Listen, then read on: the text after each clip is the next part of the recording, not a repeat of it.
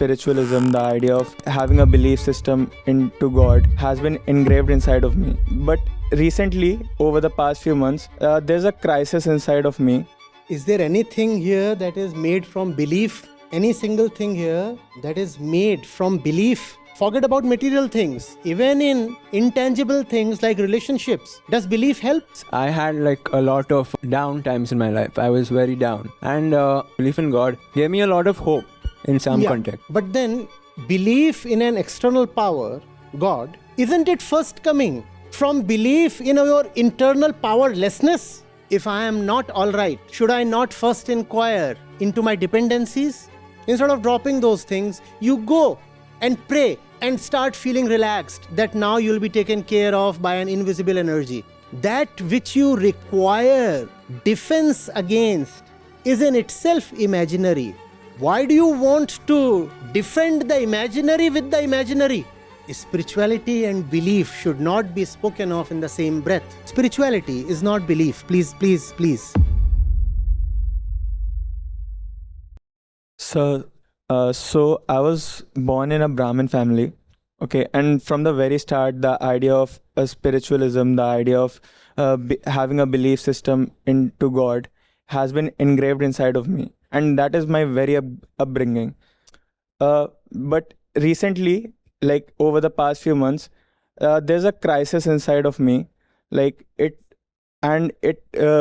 raises a question that which side is the right one. Like have like shift between these kinds of these two sides of mine. So you have quoted in your book Truth Without Apology that spiritualism is not an escape, it is a gentle light that guides us through our daily lives. So but let's say there are two persons. One of them is a man of one of them has a belief system, one of them is religious, he is into spiritualism, and he seeks positivity and hope via means of God. And say there is another person who is a man of logic, he is 100% reasonable, 100% rational thinker, and if we put both of them into a crisis, this one relies on his belief system for positivity and hope. This person tries to analyze the situation and accepts the situation and tries to find a solution for it. Even if there is no solution, the acceptance of the situation gives him the hope and positivity that he needs at that point. So my question is, like, do we actually need a spiritualism? Do we actually need a belief system? Or is it just a mere escape for us from our problems? And if we do need spiritualism and any kind of belief system, then how can we differentiate this actual spiritualism from this psychological comfort that we seek during the time of crisis? Is there anything here that is made from belief? Any single thing here that is made from belief? This, these, this, those instruments, the watch, anything here that is made from belief? Belief obviously is a substitute to knowledge, right? When knowing is not possible, or when you don't want to pay the price of knowing, or when your imaginations are threatened by knowing, then you want to stick to belief. Otherwise, why does one need to believe? And what can belief give you? Anything here, does it come from belief? I'm again asking you. Point out a single object here that comes from belief. You'll say, but these are material objects. All right, let me talk of your inner objects. Would you just want to believe that you have a good friend? Or would you want to know that your friend is actually good? Please tell me. And if you just believe that you have a good friend, won't you find yourself deceived or let down at critical points? Because you never knew, you just kept believing. and then you found yourself floored when the test came. Won't that happen? So forget about material things. Even in intangible things like relationships, does belief help? Does belief help? Can it help in anything? Please tell me. Can belief help in anything in life?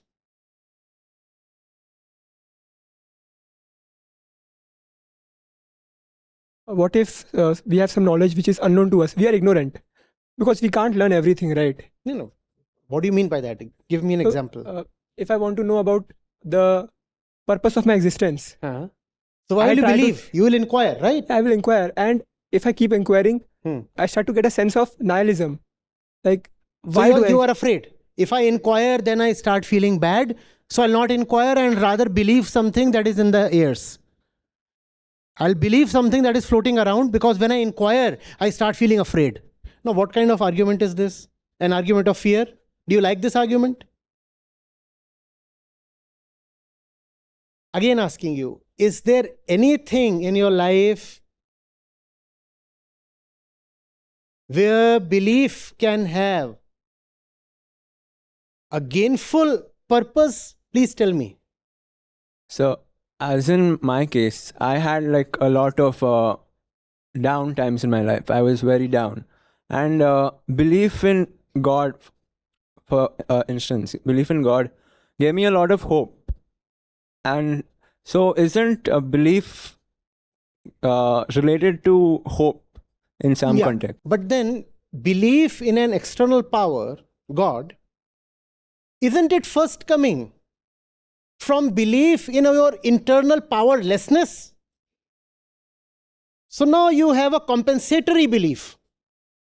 And because it compensates for a pre-existing belief, you are saying this compensatory belief is wonderful. What you are not seeing is that you need the other belief only because, first of all, there is a pre-existing belief. And this pre-existing belief is so debilitating that it makes you go for another belief. It's like this. I'm sitting here, right? And I believe that there is an enemy behind me, ready to stab me. And I'm shivering. And because I'm shivering and I can't talk to you, even as you six are here, beautiful people asking me lovely questions, I find I cannot attend to this. Why? Because continuously there is a belief that behind my back lurks an invisible enemy with a dagger. That too is a belief. And hence I summon another belief and say, no, this enemy, this negative energy will not be able to harm me at all. Because there is an invisible positive energy also that I believe in. That positive energy is needed only because, first of all, you randomly believe in this negative energy. You randomly believe in your vulnerability. Are you vulnerable? Now, instead of compensating for one belief with another belief, why don't you inquire into the first debilitating belief itself? Are you really so weak, so fragile, so brittle that you have to necessarily go through, as you said, the down times? What had befallen? What was the sheer curse? Why did you have to feel so disappointed? And what was the nature of disappointment? That disappointment could be annulled with mere imagination. I'm so disappointed. There is somebody behind me ready to kill me. What do I need to take care of this disappointment and the fear? Nothing. Just close my eyes and believe that there is somebody else protecting me. How amusing is that? If I am not all right, should I not first inquire into my dependencies? You are not born to be internally weak. If you are feeling internally weak, instead of rushing after belief, shouldn't you inquire why you are feeling internally weak? Maybe you are feeling internally weak because you are carrying random expectations, dependencies, or greed. Right? When you carry all those things weaken you from within. But instead of dropping those things, you go and pray and start feeling relaxed that now you'll be taken care of by an invisible energy. Please tell me, I don't want to offend anybody, but please tell me, what do people go to places of worship for? Don't people go to those places to just get what they desire? Yes? No, you are carrying those rubbish desires within, and they make you feel small and defeated and poor. Instead of inquiring into those desires, instead of dropping those desires, you summon up, you conjure a big power outside of you, and then you go and you kneel and you say, now my belief system has come to my rescue. That which you require defense against is in itself imaginary. That which gets hurt within you is in itself imaginary. Why do you want to defend the imaginary with the imaginary?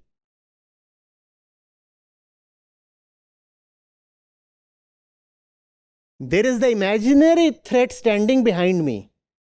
I want to annul this imaginary threat using an imaginary belief. A fairy with a weapon is just coming to take care of this monster. Why is the fairy needed?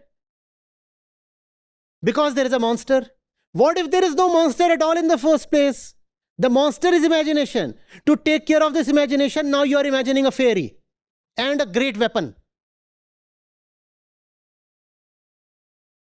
Please see. There is no monster, there is no fairy, there is no weapon. Why are you going mad?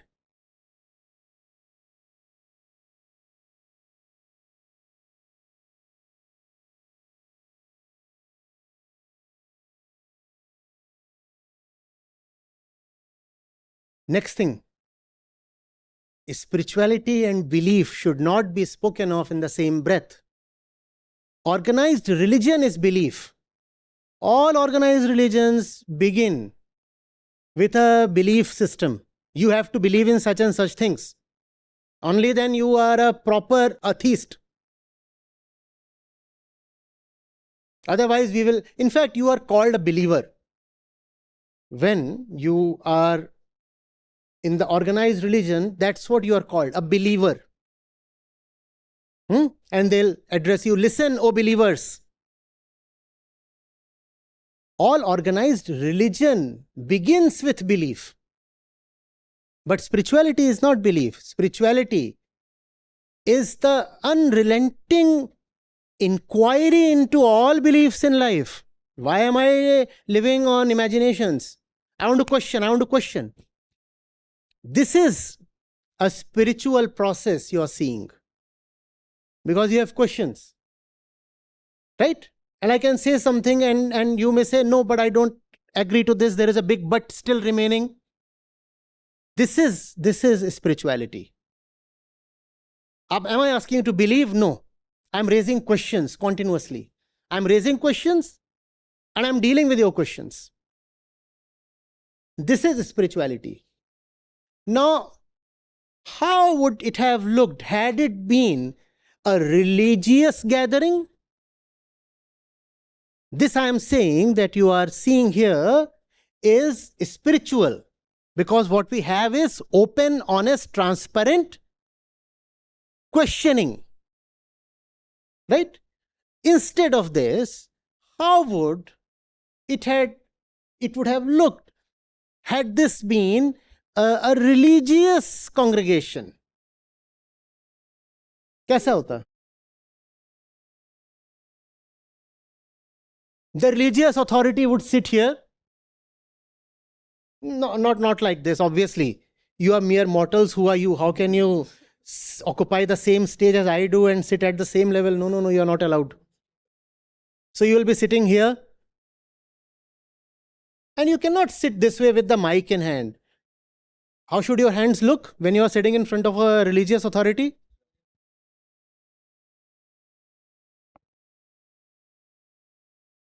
And I won't be taking questions really. Or continuously just preaching, preaching, preaching. And even if I have to take questions, I'll take questions from, deeply religious and mature people. Why will I allow kids to question me? That's how religion proceeds. Organized religion. It does not allow you to ask questions. It says, this is it and you have to believe in it. You like this?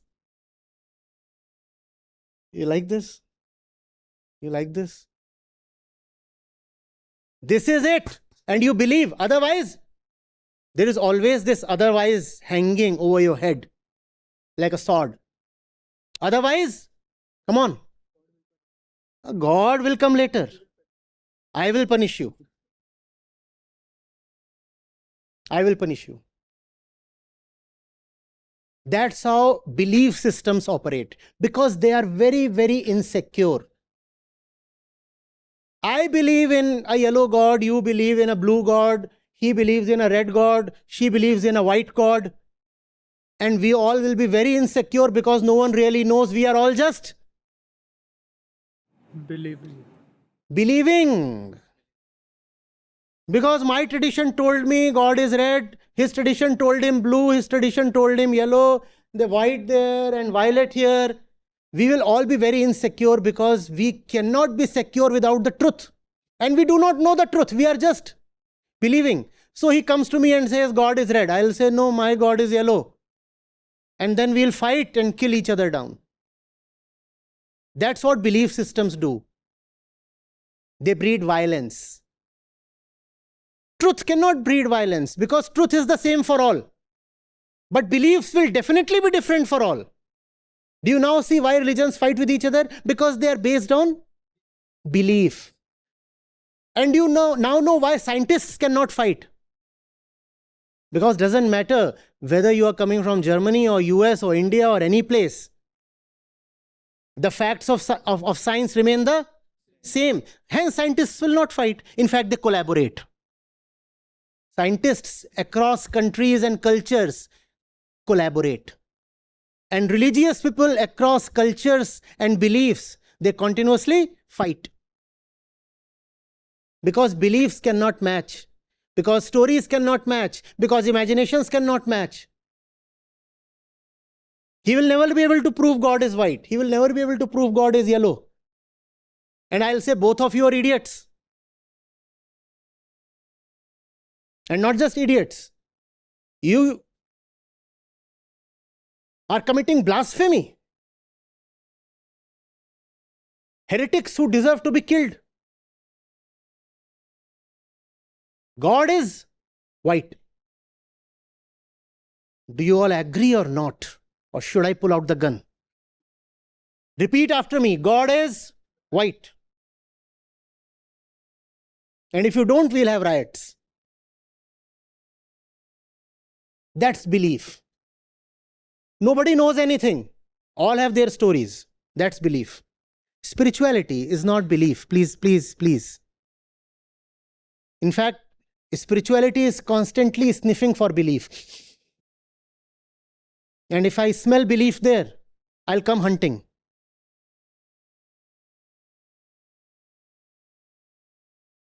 Do you get this? Do you also see how within the human being there is something that just lazily wants to believe? Why? Because truth is arduous. Truth demands hard work. The sun is hanging there because the gods ordered it. How much work does it take to come up with this fancy story? How much work does it take? No work it takes. The earth is the center of the universe. and the suns and the moons and the stars and the galaxies are all orbiting around the earth. How much work does it come up with this kind of a nonsensical story? Zero work. Therefore, we go for easy, lazy beliefs. But to discover the distance between the sun and the earth, to really come to the shape of the orbits, to derive equations, to come to the exact numbers, to determine the speed of light, all that takes effort. Therefore, we settle for easy, lazy beliefs because we don't want to work and because we are also afraid. He said the sun is circling the earth. If I say, no, that is not right, I will be killed. And you know of the name of the gentleman. You know of Bruno, you know of Galileo, you know what happened to them. You also know that even Newton was threatened.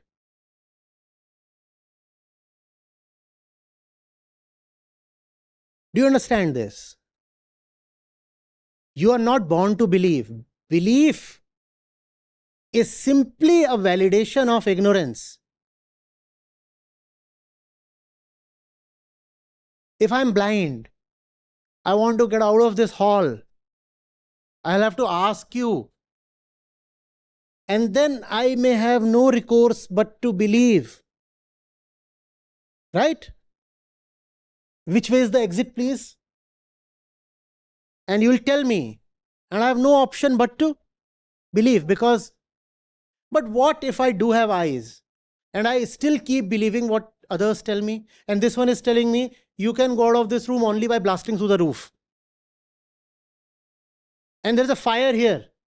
And I'm believing that the only way to exit is through the roof. I'm stupid, am I not? I have my eyes. I can see. I can know. Why do I need to believe? How stupid would I look if, in spite of being gifted with eyes, I still keep asking all and sundry and believing what they say and also get roasted in the process?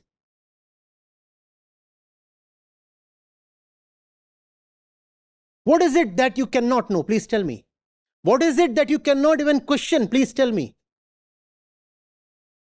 Just that the process of inquiry is long, but beautiful. Be it the external world, be it the internal world. None are exempt from the question mark. Can't you ask yourself, there is a certain attraction I am feeling towards this individual. Where is this coming from? Why can't you ask this? Just as the scientist, the experimenter proceeds in his lab. Why can't you question your emotions, your intuitions, your instincts, your love, your anger, your greed? Have you seen? When you look at yourself, it is possible to see what is happening within. Have you seen? You are unreasonably irritated. Somebody asks you what's the matter. You say, no, just the mood. But if you honestly look at yourself, you will discover there is a reason why you are irritated. Inquiry does yield results, but it requires honesty. In absence of honesty, belief is the crutch.